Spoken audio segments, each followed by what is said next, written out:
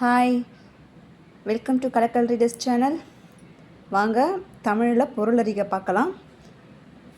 பொருத்தமான பொருளை தேர்ந்தெடுக்கிறது.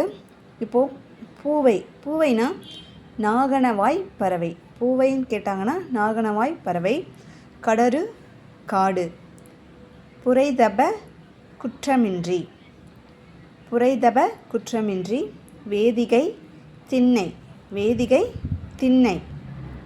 மரபு வழக்கு. விசனம் கவலை. பனை முரசு அணங்கு தெய்வம். நற்றவம் பெருந்தவம்.